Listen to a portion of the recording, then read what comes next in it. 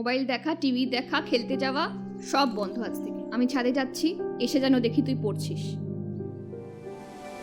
তোমার নাম কি?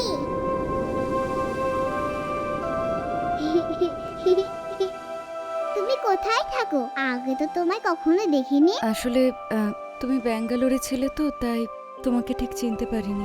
মা বাবা কারোর সাথে মিশতে দেয় না, কারো ফ্ল্যাটে যেতে দেয় না। আচ্ছা, আপনার পাখি মা বাবা তো?